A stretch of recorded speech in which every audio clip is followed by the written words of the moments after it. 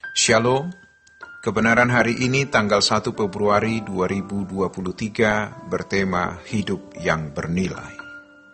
Hidup itu luar biasa. Kita sudah menjalani hidup selama 10 tahun, 15 tahun, 20 tahun, 40 tahun, 50 tahun atau lebih. Karena sudah terbiasa menjalani hidup, kita lupa untuk menghargai dan menilai hidup secara benar. Karena apa yang sudah biasa kita lakukan atau kita miliki menjadi tidak luar biasa. Ketika seseorang beli mobil mewah, pada hari pertama, betapa dia menghargai mobil itu. Mungkin bertahan hingga bulan pertama atau 2 bulan pertama. Mobil itu terasa berharga, tetapi 5 tahun kemudian tidak bernilai lagi. Dan memang nilai dari mobil itu juga kemudian merosot. Kuasa kegelapan menipu. Dia penipu. Setan is a liar. Dia membisikkan kalimat yang kita tidak sadari melalui kejadian, peristiwa, percakapan, film, atau lagu bahwa hidup ini tidak bernilai. Dan sebaliknya, yang bernilai adalah ketika kita punya rumah besar, mobil bagus, populer, cantik, ganteng, terhormat, berpendidikan tinggi, aman, jauh dari ancaman. Dan hampir semua orang tersesat di sini. Bagi pendeta yang merasa bernilai, kalau jadi pendeta besar, gereja besar, pemimpin besar, ketua sinode.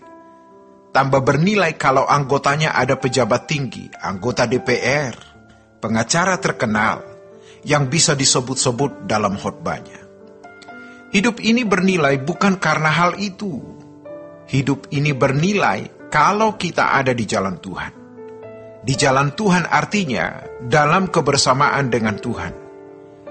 Kalau bagi umat perjanjian lama, di jalan Tuhan artinya mengikuti rencananya.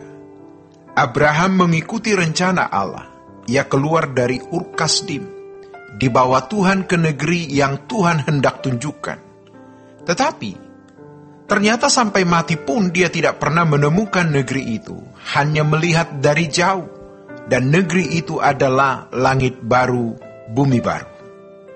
Dikatakan berjalan bersama Tuhan selama mereka melakukan hukum Tuhan, dan mengikuti rencana Allah.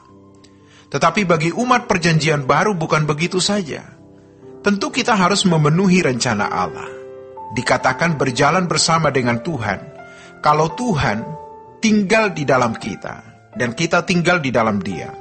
Hidupku bukan aku lagi, tetapi Kristus yang hidup di dalam aku. Jadi, kebersamaan dengan Tuhan berarti ada dalam persekutuan. Maksudnya adalah supaya kita mengalami proses perubahan sampai menjadi serupa dengan Tuhan atau berkodrat ilahi. 2 Petrus 1 ayat 3-4. Atau mengambil bagian dalam kekudusan Allah dalam Ibrani pasal 12 ayat 9-11. Kebersamaan dengan Tuhan adalah persekutuan dengan Tuhan, agar kita memiliki sifat Allah, karakter Allah. Dan itu tujuan dari hidup baru, sehingga hidup jadi berarti. Hidup ini bernilai karena ada kesempatan untuk itu.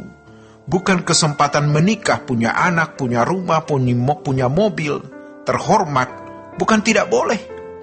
Tetapi itu semua bukan target atau alasan kita hidup. Jadi, hidup itu bernilai karena ada kesempatan. Bagi kita sebagai umat pilihan, kesempatan untuk bersama dengan Tuhan. Bersama dengan Tuhan bukan berarti Tuhan ada di samping kita, melainkan Ia ada di dalam kita. Kita bersyukur karena Tuhan memiliki toleransi yang sangat panjang. Seperti orang tua, toleransinya panjang untuk anak-anak. Waktu anak masih kecil, ketika ia lapar, ia nangis saja. Tetapi orang tua tidak merasa disusahkan, malah dianggap menyenangkan. Ketika remaja, kadang-kadang menyakiti orang tua, dan orang tua masih bisa berkata, "It's okay."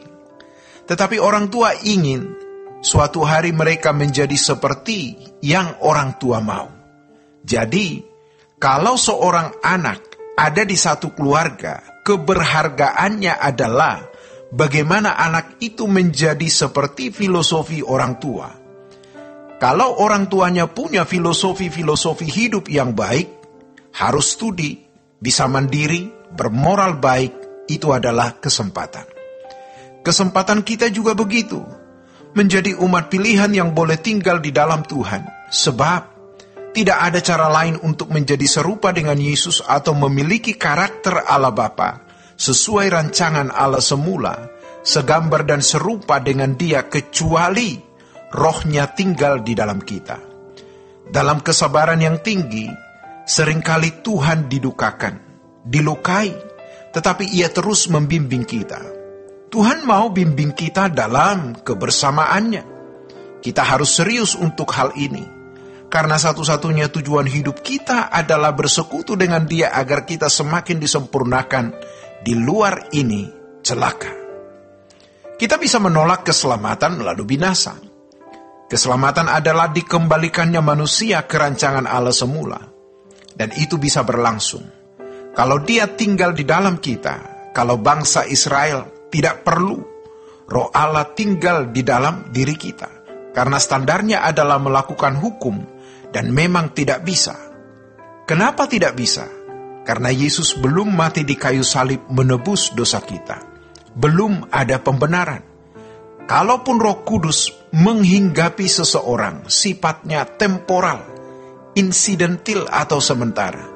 Tetapi dengan Yesus mati di kayu salib, kita diampuni, dianggap tidak berdosa, walaupun berkeadaan berdosa, dan Allah punya tatanan itu.